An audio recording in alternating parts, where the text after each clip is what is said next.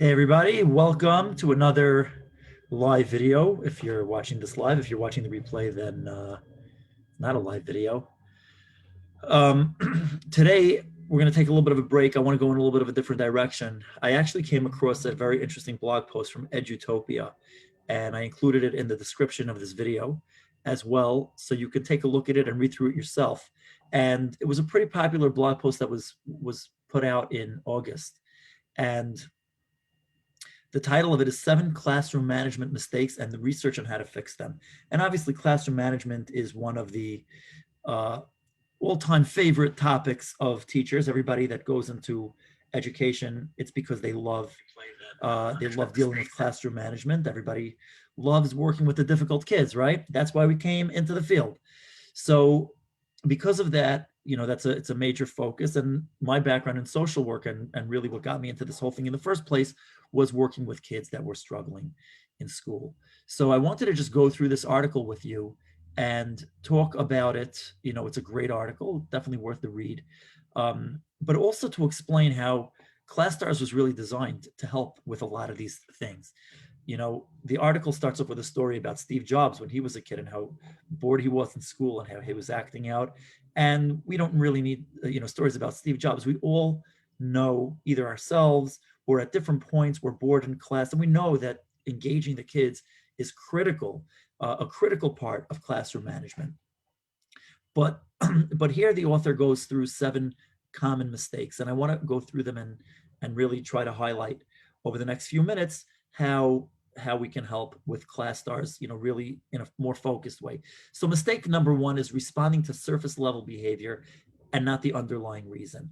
Obviously, when kids are acting out in a classroom, there is the actual surface level behavior. 2 kids can get into a fight, and the underlying reason could be very, very different. So what they suggest here is, instead of responding to the surface level, is to look for patterns of behavior. You're not looking to respond to a particular incident. What happened here? How are we going to resolve this conflict? Although that's important, but overall, you want to look for patterns of behavior.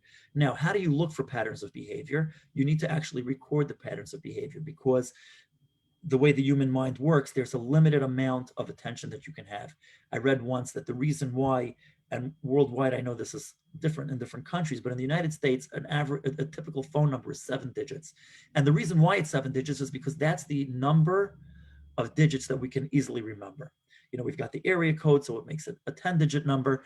But when back in the day when things were simple, we had only 7 digits to a phone number. All you needed to do was remember 1, 2, 3, 4, 5, 6, 7. That was it.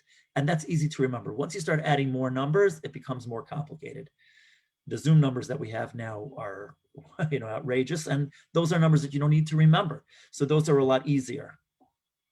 So when you're have so many different things on your mind and you're trying to figure out patterns of behavior, the best way to do it is to have a really simple way that's nearby, within arm's reach, that in just a flick of a finger, you can record what happened. So when students are misbehaving, and I've spoken about this many times, when students are misbehaving, you want to record the frequency of the misbehavior. Every time they act out, you want to swipe down, and if you're comfortable with it, you can put it onto full function mode, and then you can swipe and tap, and you know exactly what happened, you know exactly when it happened. You can very easily see the pattern of behavior by drilling down, again, if you're familiar with ClasStars, into the individual behavior dashboard, where you can actually see the behaviors plotted along a timeline and find the patterns of behavior. When are kids acting out? Is it the beginning of the day? Is it the end of the day? Is it in the middle of the day? Is it kids that have not been engaged a lot? What happens when you engage them more? Do you see a decrease in the misbehavior when they're engaged with upswipe engagements, with academic engagements? So these are ways that you can really simply identify patterns very, very quickly, not to respond to the surface behavior, which is very often not the reason. So that's mistake number 1, and that's how ClasStars can help with that. Mistake number 2 is assuming it's not an academic issue. Okay, it's very easy, and I'm reading from the article here, it's easy to become cynical about student misbehavior, but it stems from well-intentioned academic struggles more often than you might think, right? When kids are struggling academically, they're going to struggle behaviorally. It's connected. And this goes back to the story of Steve Jobs. When he was bored Now, he wasn't necessarily struggling academically, but when kids are not engaged, and you have it at both ends of the spectrum. If kids are doing really, really well, they'll be bored. And if they're struggling, they're going to be bored. It's really, really important for kids to be engaged. And, the acronym that I use is APEX. Okay, so A is for attendance. That's number one. They need to be in attendance. If they're not there, it's game over. Number two is the P, is they need to be prepared. If they come unprepared, they're not going to get very far. Three is engagement. E, that's APE. So that's really, really important. And then you have CS. The X sound is a CS. It's not exactly an X, but CS is to be challenged and succeed. So they need to be engaged. And when kids are misbehaving, very often there's some academic struggle, and their misbehavior is either a call for attention or they're just bored. And take a look at that, see what's going on with that. That's mistake number two. Mistake number three is confronting every minor infraction, right? Inexperienced teachers may feel as though they need to catch and fix all misbehaviors in the classroom, but trying to stamp down minor disruptions can actually increase them in the long run. When kids see the way you're reacting, they see how they can, push your buttons, pull at your levers, and that's not a good thing. And again, you want to look at patterns of misbehavior. You want to let certain things go. You don't want to, make an issue out of every single thing. ClasStars helps you do that. As we explained before, you're not looking for every single misbehavior. You're looking at patterns of misbehavior. And in fact, when you see progress of the pattern, so if let's say a kid is acting out 10 times a day and after a few days they're only acting out 5 times a day, that's a 50% improvement. That's tremendous. And you can actually give them positive feedback and compliment that and build on that. Mistake number 4 is using timeout corners. When used as a form of punishment, sending students to the corner can cause feelings of shame or embarrassment, undermining your relationship with them and jeopardizing the trust you'll need for productive learning, right? This is a huge, huge piece. One of the big focuses of ClasStars is that it's not meant to be displayed to the entire class. Even the border colors that are not supposed to be judgmental, you don't put it out for the entire class. This is your feedback for you as a teacher. And you can actually record misbehaviors and not have to say anything to the kids. Sometimes the kids are, they get it, and you don't want to embarrass them. You always want to build them up. We don't like being embarrassed. We don't like being called out on things that we do. So ClasStars allows you to record negative behavior. You can come back to it later. You have a very clear record of what happened, how disruptive it was, when it happened. When you come back to the kids with this kind of specific information, they're a lot less likely to give you a hard time about it when they see how you didn't embarrass them in front of the entire class. Number 5, writing names and other public shaming. Same idea as before. A common but destructive strategy is to publicly identify students who are disruptive or act out. In fact, there are even software behavior management programs that do that. I've had teachers say, make it when I record a misbehavior, it should make some kind of a noise. And we really want to be discreet. ClasStars is so discreet with recording misbehaviors. It's meant for your personal record as the teacher, and that's it. In fact, when you give positive feedback, that shows on the screen. You can see that in real time, which kids you've given positive feedback to. But the misbehaviors are not shown to you in real time. They're not staying on the screen. You go back afterwards and you look at the charts to see the trends and the directions that things are going in. But we don't need to remind you during class of how many times this kid already acted out. It's not a useful for intervention. Mistake number 6 is expecting compliance.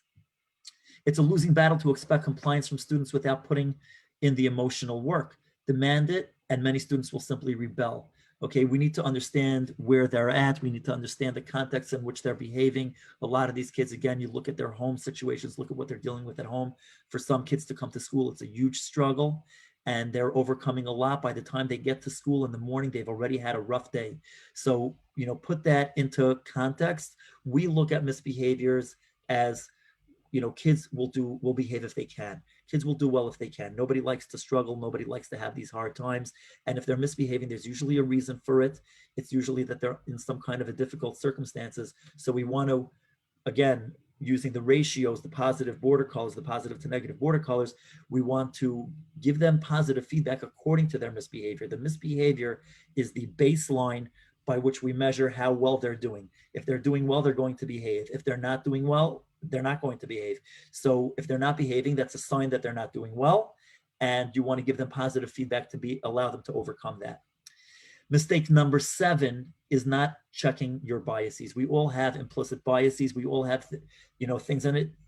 There's a lot of tension today about racial biases, learning disability biases, but the truth of the matter is that there's so many biases. And what's important is that every kid be given a fair chance. Every kid should get positive feedback every day. Every kid's misbehavior should be documented objectively.